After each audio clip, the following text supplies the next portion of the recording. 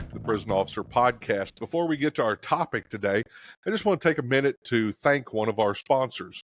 Innovation has always been the key to success of Pepperball, and the Pepperball Blast is just one more way to deliver a payload that will distract, disorient, or incapacitate an inmate.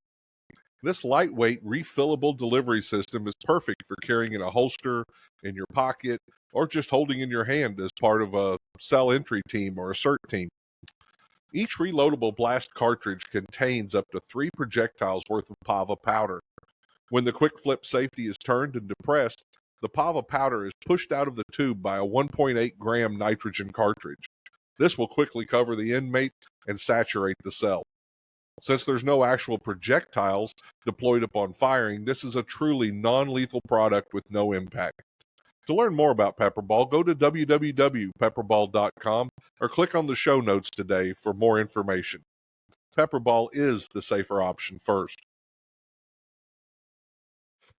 Well, welcome back to the Prison Officer Podcast. My name's Mike Cantrell, and today I have a guest that I've been working with for the last year. I'm really excited.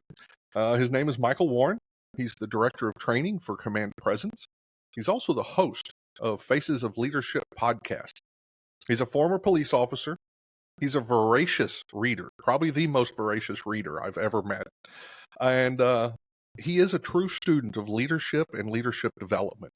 And I'm proud to have him on here. I'm excited about our conversation today.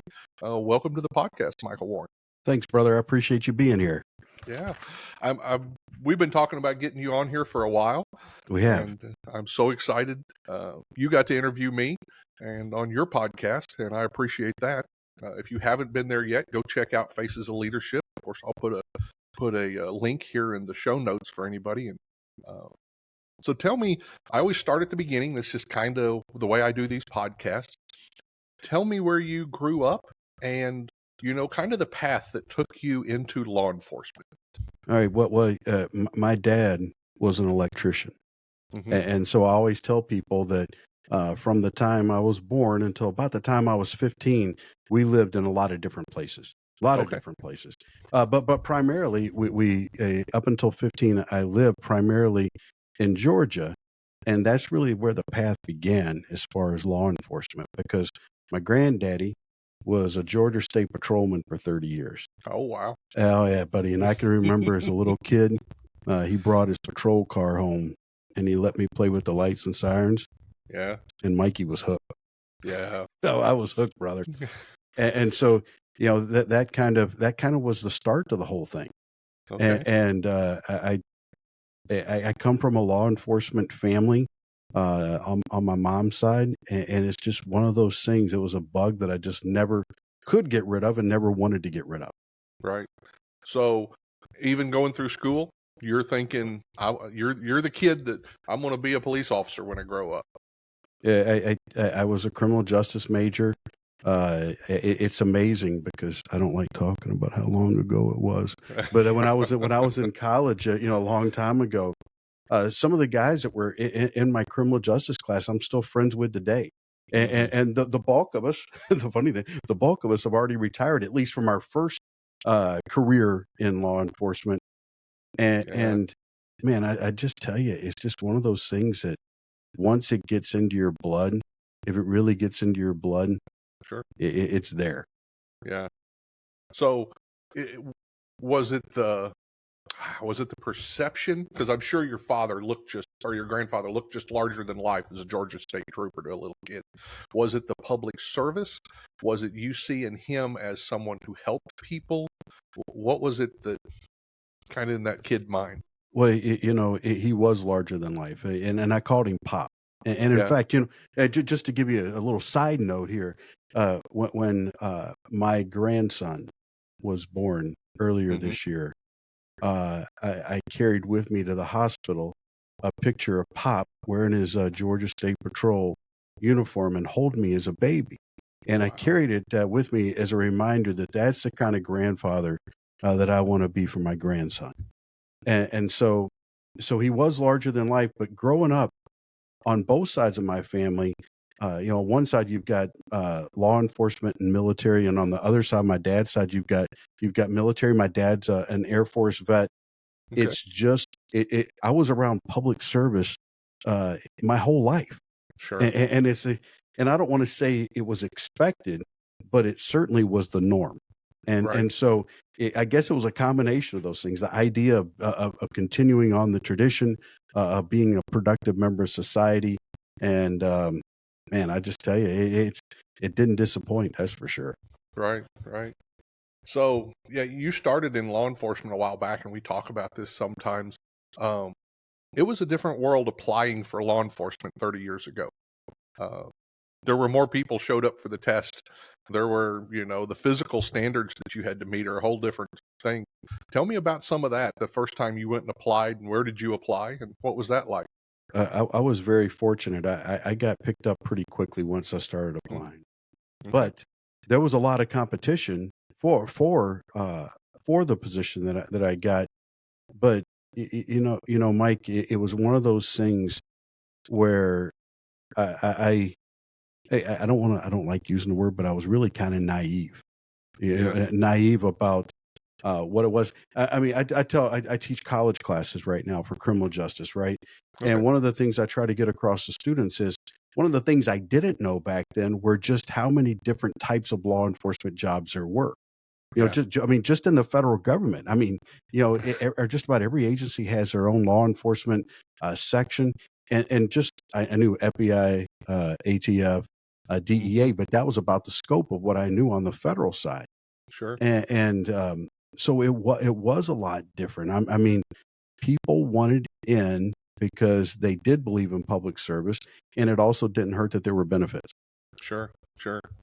And I just got to bring this up. I'm still learning all the aspects of law enforcement. I had a class not too long ago, and two guys were in there from the National Geospatial, and they were on the police force.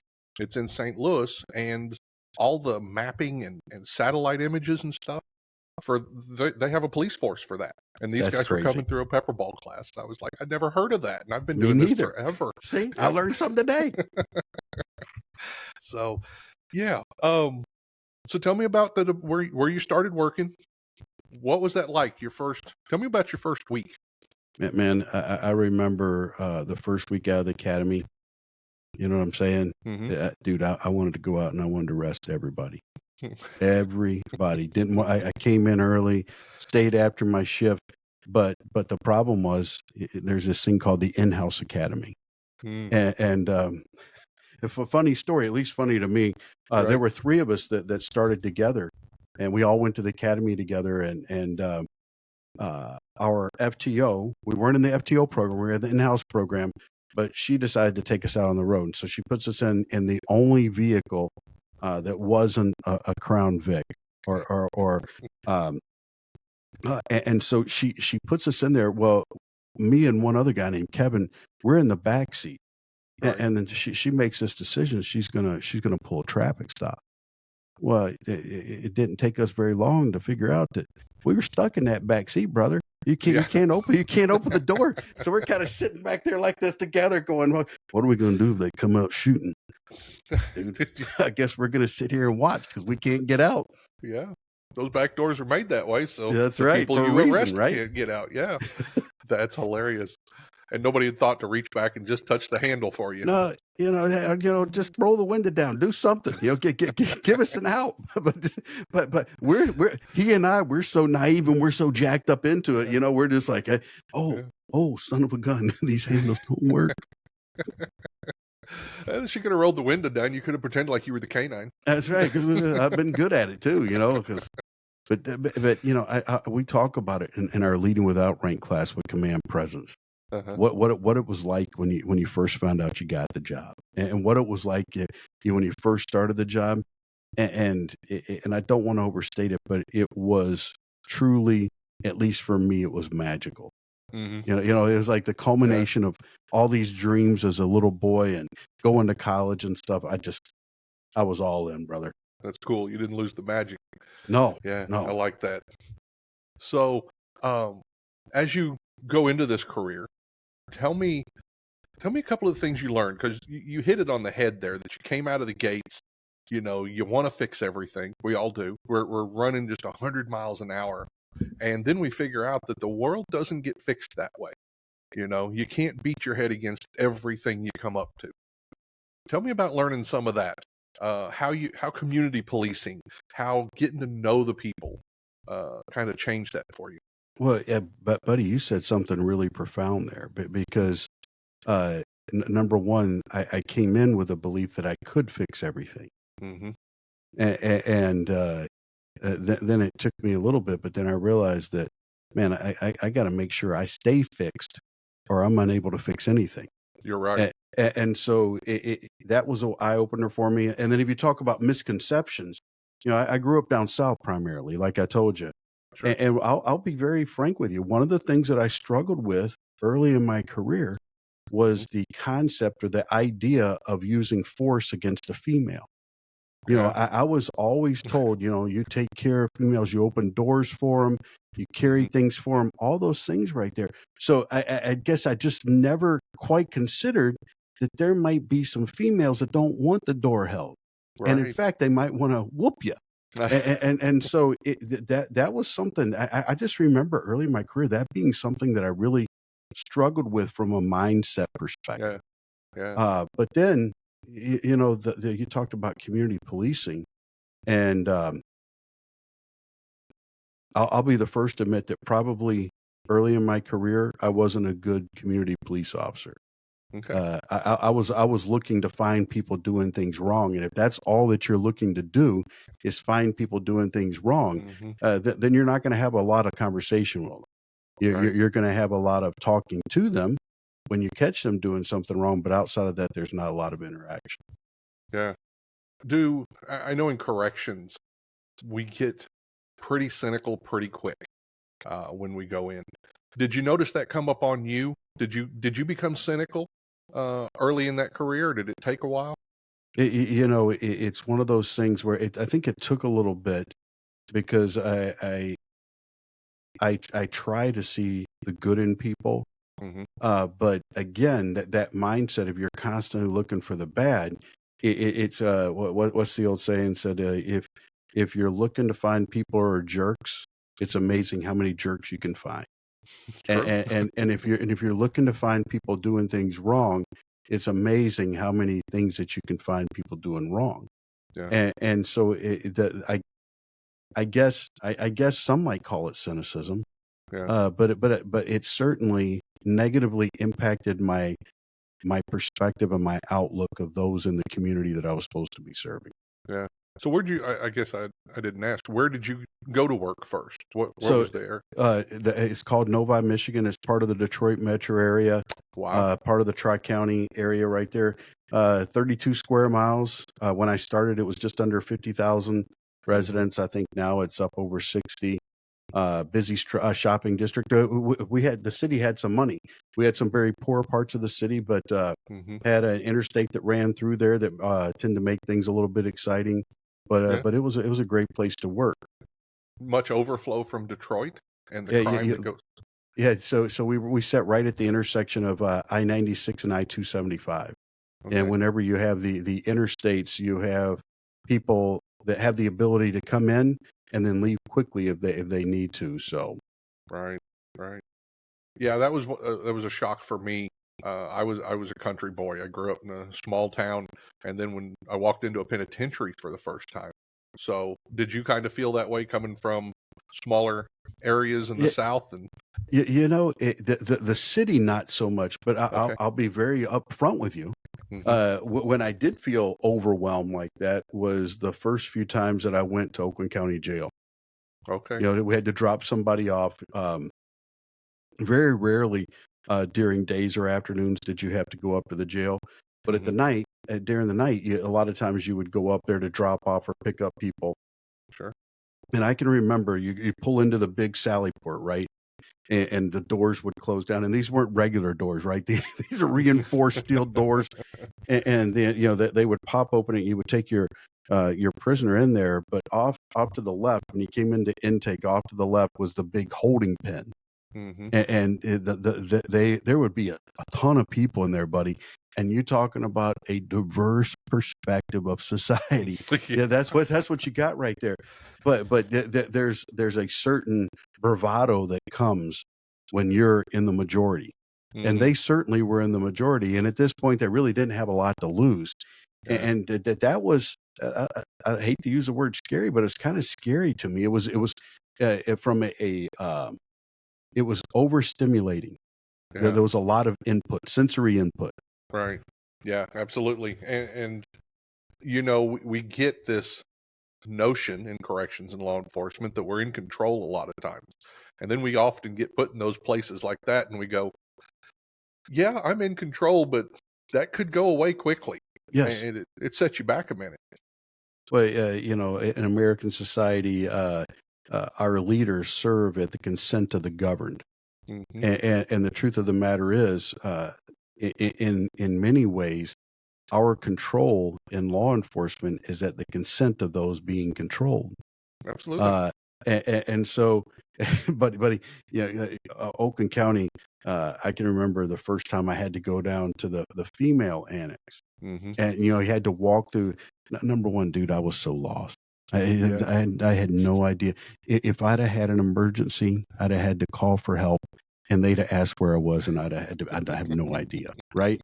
I'll just start screaming, and you guys listen for the scream.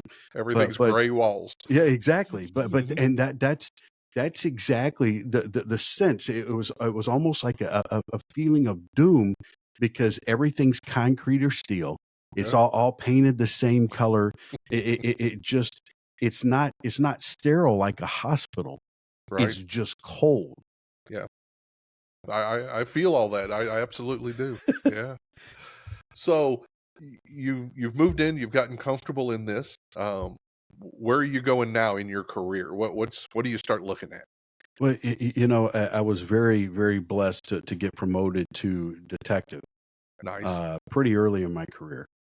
And then I was also blessed to, I say blessed, I was also honored to be given some pretty high profile cases that we had at our agency. And in fact, my partner for a lot of the time was Victor Loria, who also happens to be an instructor for I've met Victor. Command Presence.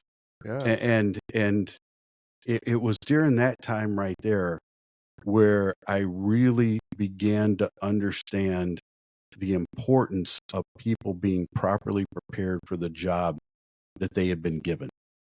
And so if I can just kind of share, Sure. because most of the things I learned because I screwed them up, right? I'm a brand new detective dude. I don't know if you know this about Michigan, but there are times where Michigan gets really cold. And then we've got this white stuff that makes it interesting. But I got caught. I got sent out to this B&E, right? So I grabbed the equipment, you know, got up my gear and everything. I get out there, and I had no idea how to take the film. This was 35 millimeter. How to take the film out of the camera. And so this was back when we had little Star Trek, you know, flip phones. And so I'm calling up one of the detectives because you don't want to dime yourself out. You know, dude, I don't know how to change a film, and I need to get another roll in there. And just something as simple as that right there, how to use the basic equipment, all of those things right there. I mean, thank goodness it wasn't a very big scene because it could have been catastrophic from a court perspective. Yeah. Yeah. Yeah. Preparing people for those steps up is something that often gets lacked. It did on my part too. And you know, I've talked about this, you know, we become great tactical leaders. And then people see that and they go, well, he'd make a good, you know, move him to the next step, move him to the captain, move him to the detective. But did they prepare us for what you're going to do? Because when I went from lieutenant to captain, I went from just having this group of correctional officers. I run out in front, they follow me, we do the job. And now I'm in charge of a whole institution to include medical and education and all this stuff that I had no idea about. And so, yeah. You know, you said something right there. We in this profession often think because somebody's good at one job that success is going to transfer seamlessly and easily to another job. Yeah. And that's not always the case. In fact, I would say most of the times it's not the case. there's different levels of leadership that require different skills, and that's one of the things. Well, we become comfortable in what we do, and we think the tool that worked at one level is going to work at the next, and sometimes it doesn't work catastrophically. It's a different toolbox. Yeah, absolutely. Yeah. Not just different tools, whole new box. Absolutely. So, you do the detective gig, and I know at some point you really get into training. Yeah. What was that? What is it that's? I know for myself what that answer is, but for you, what is it that drew you to training inside the department? Man, once I started going to training for the role that I was already playing, right? Right. And Right. it was actually playing because I wasn't performing, I was playing. Mm-hmm. Once I started realizing the impact that good quality training had, not just on my tactical skills, my technical skills, Mm-hmm. but it also it also helped me make better decisions. I started, but man, this right here is kind of a game changer. And if I could, one of the days we had set aside a day, a Friday, where we were going to, every person that was a detective had chosen some school they'd gone to in the past 6 months, and they were going to do a presentation to their fellow detectives. And the idea was to spread the wealth of knowledge. Nice. And Vic and I, we were actually doing one on fingerprinting of bodies. And it had a twofold thing. Number one, we had a thing where we had a lady where we had to go up and fingerprint her body to get her fingerprints to confirm identity, which is a whole different thing if you rolling somebody's finger. Yes, it is. But then also lifting a latent fingerprint off of a body. And it is when you start showing people, and you know that whole that realization that now that they got it, that was kind of addictive to me. Not gonna lie to you. There you go. Yeah, that's a great idea.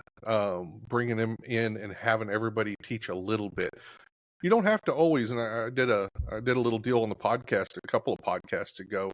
Every time you walk and talk to one of your officers, every time you interact with one of your staff, that's a chance for you to train them just a little bit. It doesn't have to be the training day where you take 8 hours and everybody gets in a seat. Something like that, where you just bring, hey, you've been to training recently. You've been to training recently. Come in here and help everybody else understand. That's a great idea. In the Army, they call it hip pocket training. Hip pocket training. Hey, listen, we got a little downtime right now, but hey, let's take this opportunity to learn in a small group. It's unstructured, it's unplanned. That doesn't mean that it's not being delivered by a SME, right? But it's a great opportunity to spread the knowledge regularly. Yeah. So that's one question. You were in the Army. Yes, yesterday sir. was Veterans Day. Thank you for your service. Thank you, sir. Appreciate that. Yeah. So did you do law enforcement in the Army? No, I was infantry. Because that's. I just wondered if it led into that for you, or some people do. No, it's just one of those things where, you have the undeveloped prefrontal cortex making decisions about what job you should do. Boy, it sounds fun. I know about that. Yes. So training becomes, for you, the rest of your career and into the next career. Absolutely. So kind of walk me through that. What did you start off doing, and then where did you take that? And I know you worked for a couple of places. I want to hear about those. Well, the training in the detective section really started to really started the fire. When I was a detective, I was then assigned to DEA Detroit for a few years. Nice. And that was one of those things where I was reminded again how the lack of training can negatively impact things. And you go down to DEA and you've got to start. And we went and did our first enforcement thing, and they say, "Are you going to write the 6?" And I'm like, "I'm sorry, the what?" They said, "The 6." I said, "I have no idea what you're talking about." Right. So that's the narrative, and so I can write a narrative, but it's how much better, how much more productive would I have been up front if it had been structured, intentional training on the front end. And so after seeing that a couple times, I'm a slow learner. So after seeing that a couple times, and I come back and I get promoted to sergeant, and then I'm made the training and standard sergeant. Okay. And now I'm responsible for coordinating and organizing uh, the training for my agency. Mm-hmm. And I was I was blessed because I had a guy named Tom Orlowski Okay. that was a police officer in Novi that for a long time we were peers, and then I got promoted, and so I outranked him. But Tom never ever ceased to lead up, Mm. and so I can remember Tom walking into my office one time and saying, "Mike, here's a book you need to read." Tom, I ain't got time to read no book, man. Dude, I'm busy. And he goes, Mike, he goes, I'm telling you, this will change. This will change your professional life.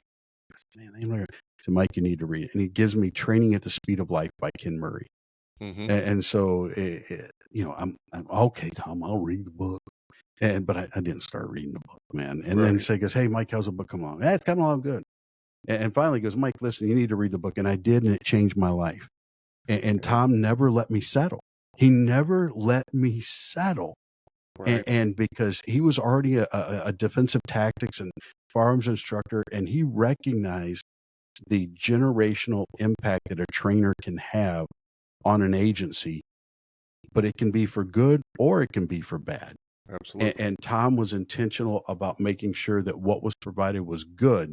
And so that's where the, okay, you know what? If we're going to do this, we got to do this right, which means you got to do the research. Right. And that's where it started. Yeah. And I think you hit the nail on the head right there. Whether you're the team leader, whether you're the lieutenant, captain, warden, chief, whatever, one of the most important decisions you'll make is who your trainer's going to be. They set the culture, they set the knowledge level. All of that comes from the people that train. And I don't know about law enforcement, but in corrections, I've seen so much over the years. We get this failed supervisor, and we don't know what to do with them. Put them over in training. What do you think you just did to everybody else? Why does that happen in law enforcement? Oh, yeah. There's a couple places you stick them. You can stick them in the property room, right? Right. Which is a terrible place to stick them because I don't know. Let's think that's the evidence. I don't know. Maybe that might be important for court cases. Who knows? Disgruntled employee down there. Yeah. But tell me if your experience was the same. Mm-hmm. Okay. Tom Orlowski was one of the best leaders that I ever worked with.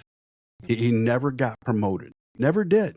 Right. But that didn't stop him from not only leading, but also providing training at that level right there. Mm-hmm. Tom it's not that he couldn't have been promoted. He just never tried to get promoted. Right. He was content where he was. And some of the best, most competent people that I've ever worked with were frontline workers. And there were some leaders, and I say leaders, quote unquote leaders, that looked down on them as less than because they didn't have any formal rank, any formal authority in the agency. Yeah. I've got 3 or 4 that just hit my mind immediately.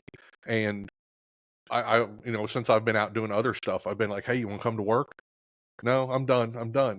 But they had more impact on the agencies I worked at. And like you said, just they were just this person on this team or this person on this shift. But everybody looked to them when there was a question. And every leader out there should understand when people quit asking you questions, you're doing something wrong. Yes. And if you see a person out there who everybody's asking a question to, this is a person you need to pay attention to because they've got natural leadership or developed leadership. It comes both ways. And see what they're doing because that's what's happening there. It's just this organic thing where they set the standard. People know that they're authentic and they look that way when it's time for leadership. And I think from a training perspective, that when you're looking for those people, when things are really tense, when they're really stressful, and things are just about, as we say, hit the fan, right? Yes. When a person shows up and you can feel the tension reduce in your people, because they know that things are going to get done correctly now. Those are the people that they may not be formally training, but they're probably informally training. They're probably doing a pretty daggone good job of it. Yeah, absolutely. I'm going to back up just a little bit because you also mentioned something else, which was this guy had to almost talk you into reading a book. Oh yeah. And for what little I've known you, it just blows my mind. Well, This guy is a voracious reader, and he remembers it, and he can tell you what's in this book and what book it was in and who wrote it. And I've leaned so much into a lot of what you've told me and picked up books that you've told me and learned so much in the last year since we've got to know each other. And I think it's you who says it all the time. You know, not all leaders are readers, not all readers are leaders, but all leaders are readers. That's great. Well, I've always been a big reader, and I have to credit that to my grandma. Okay. So my granddaddy was George State Patrolman. My grandma was a school teacher, Mm-hmm. and unfortunately, I lost her when I was 9. But every day after school, when she would get home from school, I'd go to her house and we'd have a quote unquote tea party, which means we would drink Kool-Aid and I'd eat Cheetos. But the most important thing is we'd read. Yeah. And so she instilled in me a love of reading. But at the time, the only thing that I was reading was fiction. You know, I was huge into Tom Clancy and W.E.B. Griffin and authors like that, and I never considered the nonfiction thing. Yeah. Until Tom Orlowski. Okay. And so that's kind of where it started. But you know, Mike, I guess it was one of those things where I finally realized, you know what, Mike, it's impossible for you to know everything. Right. But that doesn't mean that you don't have access to the knowledge. You just have to Yeah. take advantage of it. Yeah. And I'll tell you a little tip or trick that I learned from a former associate warden of mine. I go over to his house to visit him, and I come in, and his coffee table, there's like 10 books, and they're all open. They've all got pieces of paper in them, and I'm like, what book are you reading? He said, all of them. I said, you're not reading all of them. I said, which? He said, no. He said, it depends on the day. He said, I'll pick up this book today and I'll read 6 pages, and tomorrow I'll read 6 pages here. I think people have the misunderstanding that you have to sit down and go through one book. No, go grab it from all of them. Get to what you need. What would you agree with me that sometimes the book is the right book, but it's the wrong time? Yes, And absolutely. if you've got those things right there available to you, you know, I'm very impatient when it comes to reading now. And so if I start reading a book and I don't feel like it's going to deliver what I need, I'll set it aside. But that doesn't mean that 2 months from now that a need might arise and oh, you know what? I think it may be over there. And so I have to agree with you. And the other thing is too, and I struggle with this, is we have to get outside our domain. The answers are probably out there for the problems that we have, but they may not have corrections in front of them, or they Sure. may not have police or law enforcement, but we just have to go grab it and find out how we can apply it. Mm-hmm. You know, and I think over the last decade or so that I can think of, I may be off on times just a little bit, you know, coming up, every time somebody talked about leadership reading, it was Maxwell, Ziegler, you know, there was these certain names. And then I remember, and one of the impactful books for me was Extreme Ownership by Jocko Willink. Mm-hmm. And here was a Navy SEAL, completely foreign to what everybody else in the world goes through except for what they went through. And here he took a book and made it applicable to everybody. And now you see more and more and more of that, where military's crossing over, law enforcement's crossing over, even corrections. We're seeing some books in there that are crossing over, and everybody's figuring out leadership doesn't have to do with this area or that area. It has to do with all of them. Well, two of my favorite areas to go to are aviation and sports. Yeah. And one would think that those have nothing, no crossover whatsoever with what we do. But man, the lessons learned is absolutely incredible. Sure. Well, so let's one of the things I want to talk about today, of course, is and we've been talking about training and leadership, is command presence. We both work for Command Presence. Earlier this year, John Bostaine called me and he said, I want to start teaching corrections. So kind of walk me through command presence, kind of the history. Tell me a little bit about John, because John's been in training a long time also, like you. And tell me how that relationship formed and how this started. Well, John, it started off in the Navy, and then he became a police officer in Virginia. But then he heard about this place called Flutzy. Mm-hmm. By this time, John was doing some teaching in the academy, and he goes, man, he goes, doing this full time, that really, really appeals to me.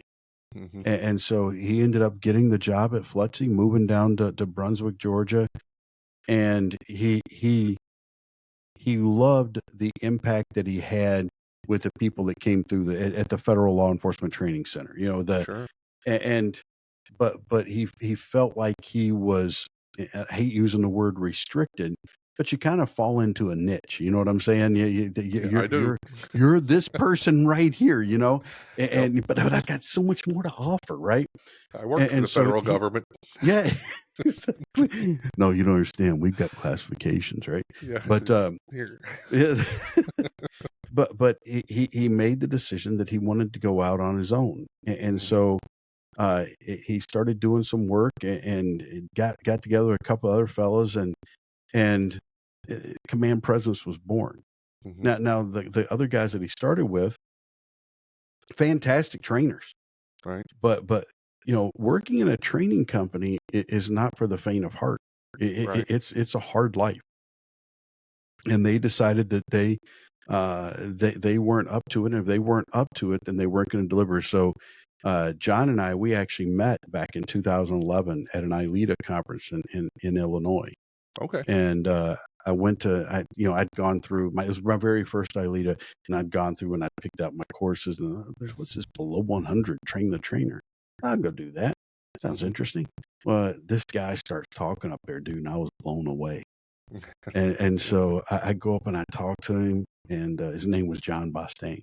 Mm-hmm. And so he and I started talking, but then it turns out that John's hometown is Novi, Michigan. Really? Which is where I did my policing career. Now, John left right after high school to join the Navy, so our paths never crossed there, but we stayed in contact with each other, and we'd see each other at ILETA.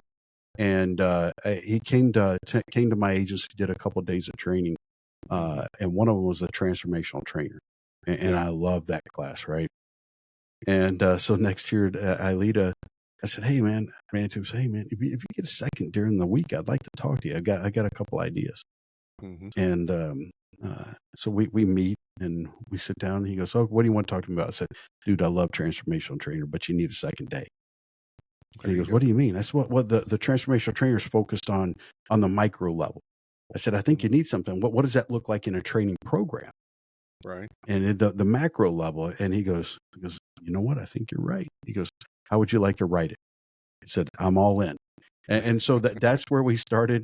And it's funny because I was standing with him at the booth, and a good friend of ours, a guy who's become a good friend of ours, giant of a man, comes up and starts talking to John. And he's talking about transformational trainer. And he goes, "Man," he goes, "I wish there was a second day to it that addressed programs." He goes, "Do you guys have something like that?" And John kind of looks over me. He goes, "As a matter of fact, we're working on right now."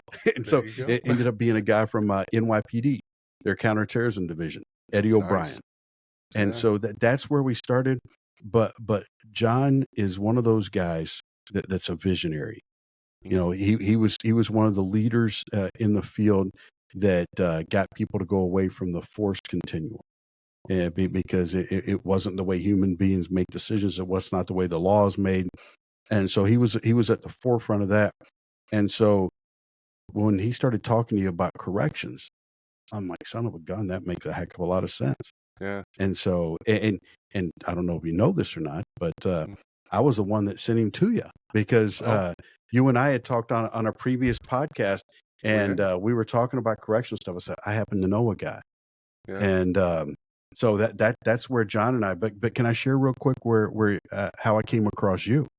Sure. Okay. Because I love LinkedIn, right? And I spend a lot of time on there, and I started seeing these posts from this guy that was a podcast host. And I'm like, what is this guy about? But you know what it was that drew me to you? I love the way that the prison officer podcast, and you would change guard to officer. And I'm one of those guys that believes in the power of word. And I'm like, I can tell already that this guy gets it. Mm-hmm. And so I started reading some of your posts, and then I reached out to you over LinkedIn, and here we are today. Absolutely.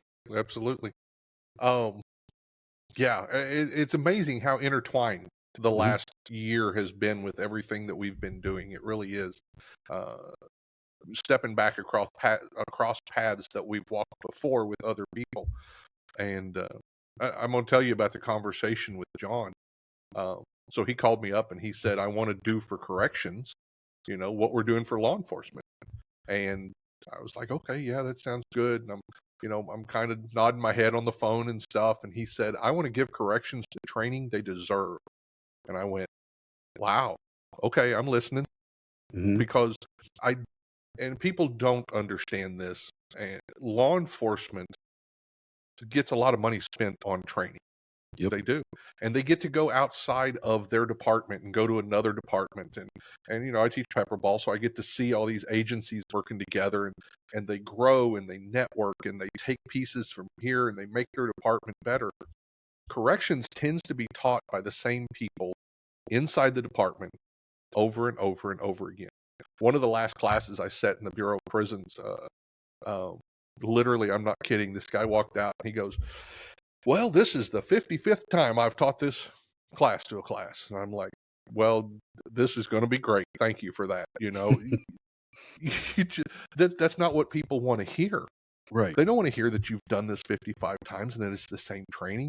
They want something new. They want something that they can take, make part of who they are, and apply it and make the world safer. Man, it's one of the reasons I went into training was I saw what I was teaching people, making their jobs safer, making them better able to handle those moments that none of us are ready for, law enforcement or corrections.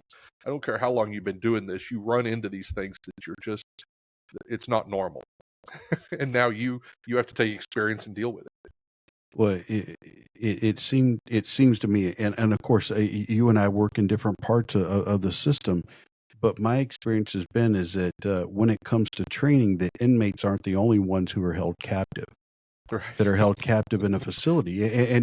And the problem is when your family tree is lacking branches, yes, it becomes problematic. Yeah. And so, Mike, John and I, we were teaching a class down in Orlando, Florida a few years ago. Mm-hmm. And one of the most impactful things from that 3 days of training was a correctional officer from Orange County. And he gets up there, it's a de-escalation class, and he gets up there in front of the class and he goes, hey, you know what? You cops on the street, every once in a while you get dispatched to the bad neighborhood. He said, but in corrections, we live in the bad neighborhood. And I was like, son of a gun, that's beautiful. But it's one of those things that because it's not readily visible to certainly not to the public, but even other parts in law enforcement, I think in unfortunately in many cases it's neglected. Right. And it makes it less safe for the officers and also for the people they've been charged with taking care of. Absolutely. And we are there to keep those inmates safe and to make it a safe place. And inmate 80%, 70%, I don't know what the percentage is, but most of the inmates want a safe place to do their time. Maybe learn a little bit about themselves, learn a little bit about a vocation, and go back out in society. Most of them want that, and we owe that to them. So one of the things I've got to see this year, and you and I have got a class coming up together next month, is the work that Command Presence has been doing with TCI.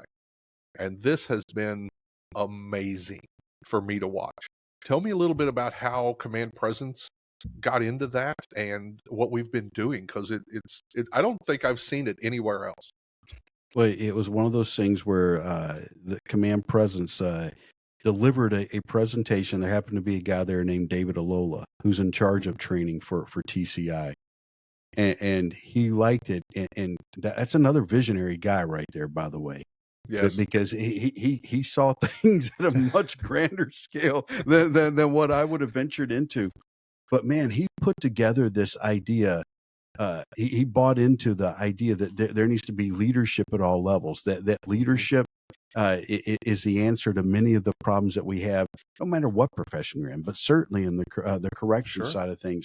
So he put together these 3 tiers. So you've got tier 1, which is the frontline leadership, and then you've got tier 2, which is what you and I'll be doing next month, which are people in the middle of the organization.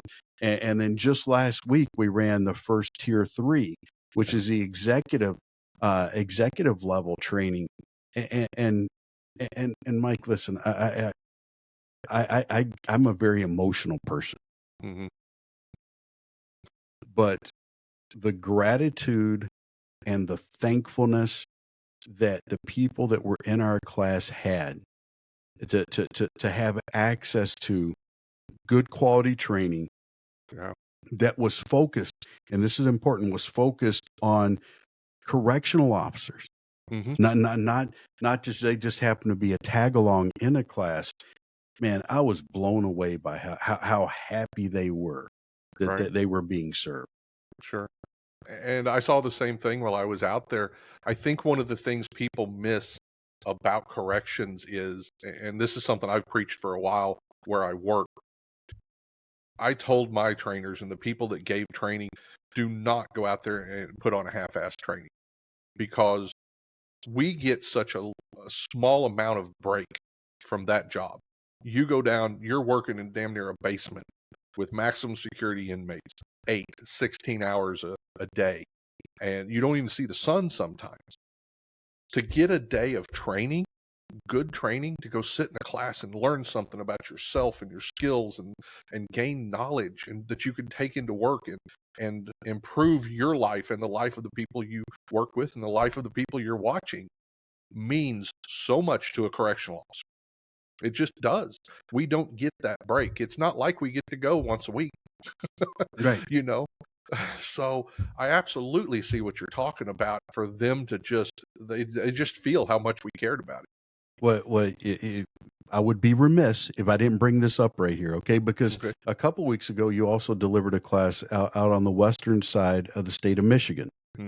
And because I was checking up on you, I went and I read some of the reviews from it. And one of the reviews really stuck out in my mind was this person was so grateful at the quality of training that was received. But then there was an added thing that it was somebody from their field that delivered it. And they talked about the credibility. And so you blew them away on 2 different fronts. And the thing is that now you like, it's like those federal jobs I didn't know anything about. You know, now this guy goes, wait, so you mean being a good quality trainer and delivering good quality training is a possibility, something I could potentially do? Man, that's how you make the generational impact right there. And it started on the west side of the state of Michigan. Great. That was such a fun class. You know, I didn't know going into it, because we were going to do some role play, and sometimes people go, oh, you know, but it was report writing, depositions and testimony. And I have had few classes where I had that much engagement. I mean, they were into their roles. We had prosecutors and defense attorneys and, you know, the witnesses and stuff, and they were calling people to the stand, and we learned so much. And I'm going to tell you, I learned as much from watching those guys as they ever learned from me. It was a great class. Well, don't you think that right there is a sign of a professional instructor, the one who learns? Because you just made, when you said that, you made me think about that. This will be the 55th time that I've delivered this thing. Yeah, but what have you learned during those 55 times? You know, well, but because you should have learned something that should have had some impact on what you're delivering. Sure. But if not, then all you're doing is talking. You're not listening at all. Yeah, and that goes directly to command presence. The like 5th, 6th slide on a lot of our classes is what? Iron sharpens iron. And that's absolutely true. If you go out there thinking you are the only one that knows something, you're never going to grow. You're never going to get sharper. But if you go to the class thinking they can sharpen me as much as I can sharpen them, When we talked after your class, and you're like, Mike, man, I learned so much. Somebody brought something up, I never considered that. Yeah. And that right there is that's what command presence training is all about. Yeah. It's about the shared ideas, because I really like the idea that we're not teaching the class, we're facilitating the class. Right. And if we're humble enough as instructors to allow ourselves to be taught, then things are going to be much better in the classroom. Oh yeah. Oh yeah. I was lucky. I was lucky and I took the initiative. But when I realized I didn't have access to some of the training that I wanted in my career, I had a great wife, and she would set aside money once a year. I'd get to go pick a class. And I dealt with a lot of what you're talking about with the corrections guys, because there weren't corrections classes. So I'd go out to Caliber Press and I'd go to one of those classes, and I'd go to this class or a firearms class. And it was all law enforcement classes. And I was the tag along. And I was getting what I could out of it, which made me valuable when I got back to work, because I had ideas and I had knowledge outside of what my agency had taught me. And I credit it absolutely to what allowed me to go up in the agency. But I always felt like I was kind of the afterthought. And I'm so happy that we're coming together. We're pushing to get corrections their own training with command presence. Command presence does such a great job with law enforcement already. It's not like we're, like we don't have anything to do. Yeah. But it's the opportunity to serve an underserved part of the criminal justice profession. And Mike, you and I, we've talked about how the actions of police officers on the street can have negative impact on the safety of the officers within our correctional facilities. But the actions of the officers in our correctional facilities can have negative impact on the safety of our community and for the police officers, because the truth of the matter is most of those people are going to be released back into society. Yep. And it's not just about safe now. It's about safe going forward. And that comes about through good quality training.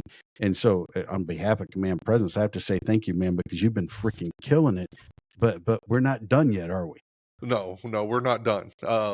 I'll go into, I spent a lot of time this summer developing classes. Some of them, Command Presence had already been teaching some stuff, so we took it and we made it just for corrections, like leading without rank. I mean, no matter what you're at, even corporations need a class about leading without rank. You guys have been doing it for police. We've retooled it and made it specific to corrections, and we've brought that one out there. Essentials in Correctional Excellence, which for me, it's not only about not just surviving, but thriving as a correctional officer.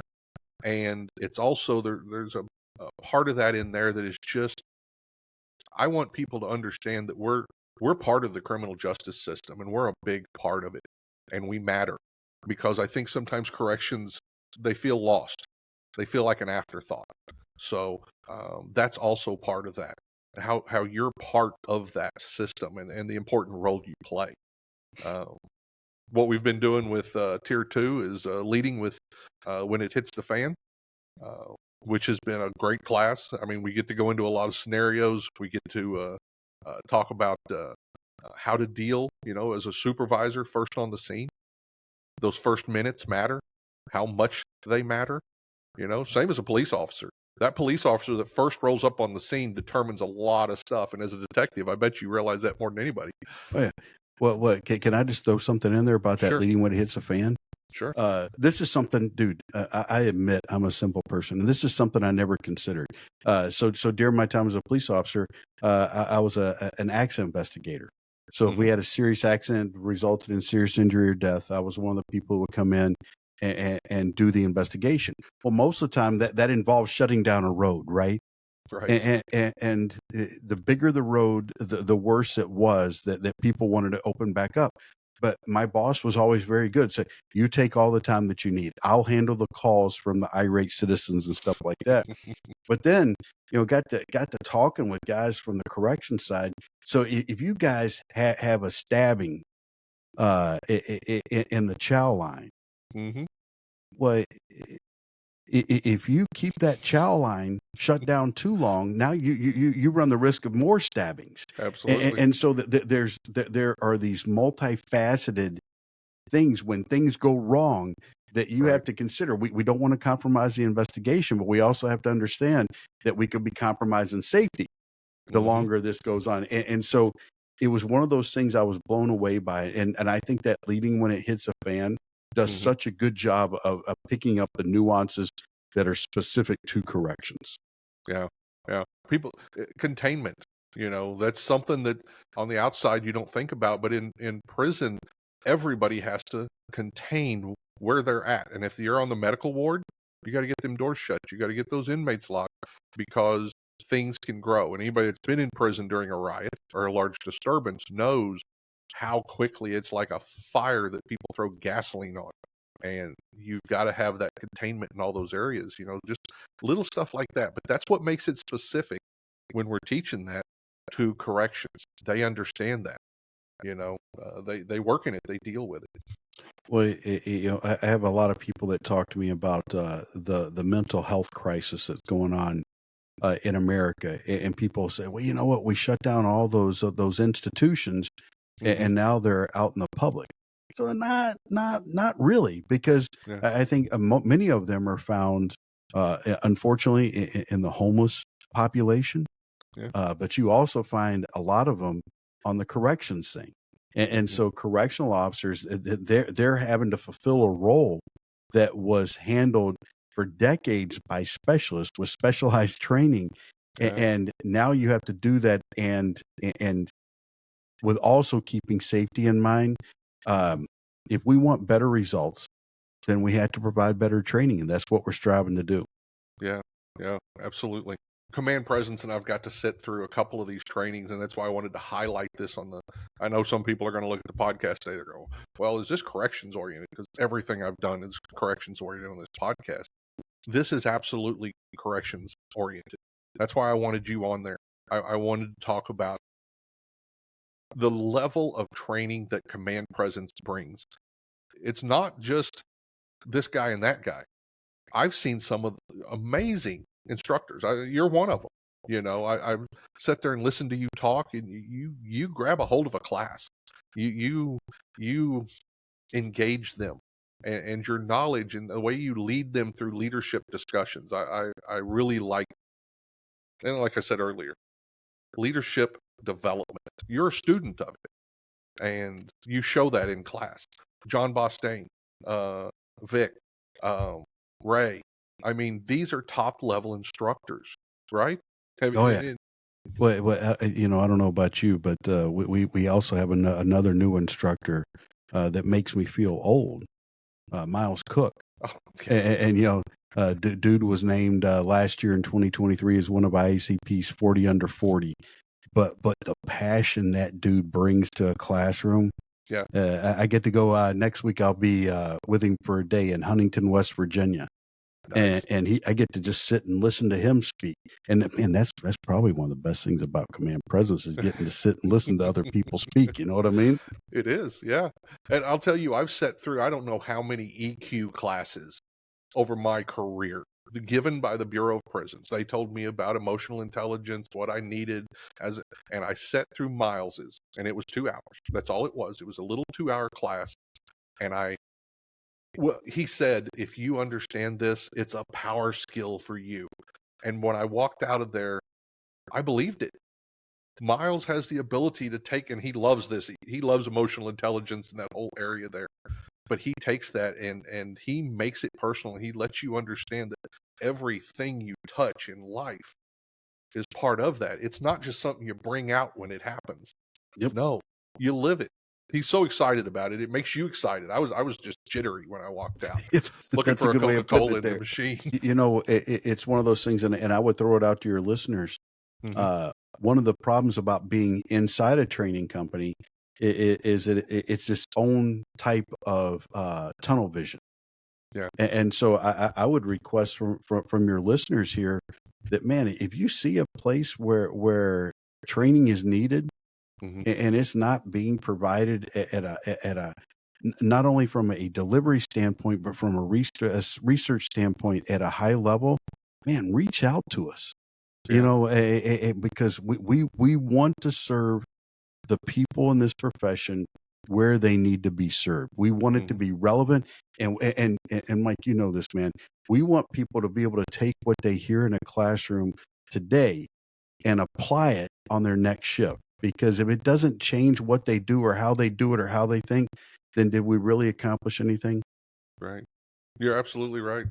Um, and the report writing class, that was an example. They came to us and they said, I've got correctional officers that are dealing with this and they're going to depositions. Can we put together a class? And command presence did. We picked it up. It's going to be a great class for corrections more than just there. But yeah, that was Absolutely. bring the ideas. Yeah. And I just did that survey on LinkedIn. You know, it's kind of what I was trying to find out. What are people looking for? You know, what is the training that they need the most? Some of the questions I ask on there, and it's been going through my mind. Does the training you're receiving make you feel safer at work? That's something for, we talk about retention and recruitment.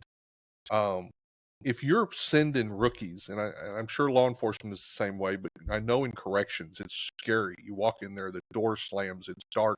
You're surrounded by people that you possibly don't understand unless you grew up in a pretty rough neighborhood. Do you feel safe? Do you feel like you have the tools you need to go do your job when the time comes? And if you don't, then somebody's failing training. Well, And well, that's what I want to bring. well, Mike, you said something to me, man, that I had to think about for a few days. Mhm. You were telling me that a lot of people in a correctional environment will arm themselves when they feel unsafe. The inmates will, Well, I've seen and staff too. yeah, and so, yeah, but that's the whole thing. When people don't feel prepared, Mhm. if they're constantly concerned with their own safety, then bad things are likely to happen because we start thinking with the amygdala and reacting Right. with the amygdala than anything else, and uh, that's where training and leadership come in. Yeah. And if we do those two things well, everybody's going to be safer. Yeah. Absolutely. So, kind of I guess to finish off here, I know and I want to touch on this because it's been so popular, even though it's not in corrections. Your guys' FTO classes that you've been doing. Tell me a little bit about that. So I've been to two FTO schools. I've been to a supervising an FTO school as part of my training when I was active, and kudos to Paul Biesinger, who was the primary architect behind this. Hmm. Uh, how goofy is it? We'll go with goofy because that's less Okay. judgmental.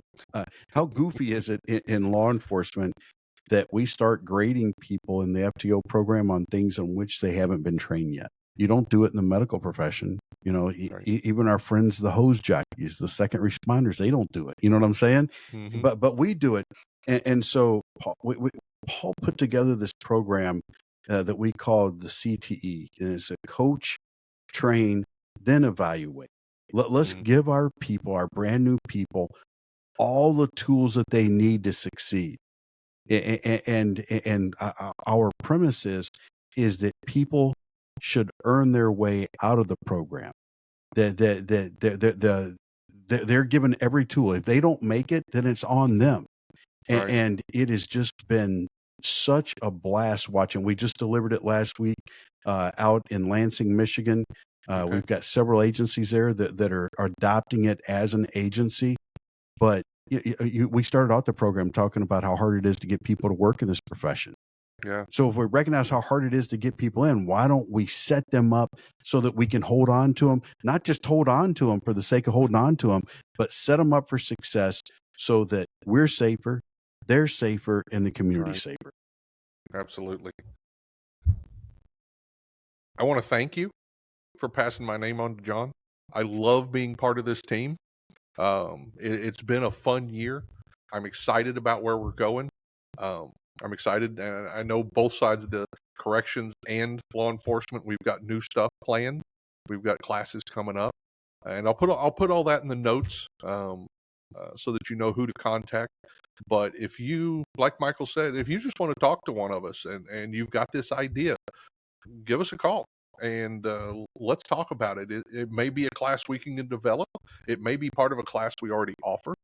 But yeah, thank you for letting me be part of this. Thank John and all the other instructors for letting me be part of this. And thank you for coming on here and helping me highlight what we're doing here. And I appreciate it. Well, brother, I appreciate you having me on, and thank you for your service, the work that you've done. It has mattered, and the beautiful thing is, man, is it continues to matter, and so I can't thank you enough for that. Absolutely, I appreciate you, and I'll talk at you soon. All right, brother, take care. Have a great day. Hey, before we go, I'd like to take a minute to thank one of our sponsors. Omni Real-Time Locating System is a company I've been working closely with for years. I'm proud to be a part of this innovative team that's developed the best real-time locating system on the market today for your jail or prison. Omni's PREA-compliant real-time monitoring technology is the very best way to track and record your inmates' locations, their movements, their interactions throughout every square inch of your correctional facility. Imagine getting an alarm the second an escape happens, or an alert that lets you know when an inmate's heart rate drops below a set level. To learn more about Omni, go to www.omnirtls.com. That's omnirtls.com. Or you can click on today's show notes to get in the information guide. Omni Real-Time Locating System is a powerful tool specifically designed for the modern correctional professional. If you haven't done so, please take a moment to like my podcast, or better yet, hit the subscribe button so that you'll be notified when the next episode comes out. Thanks for listening, and let's be safe out there.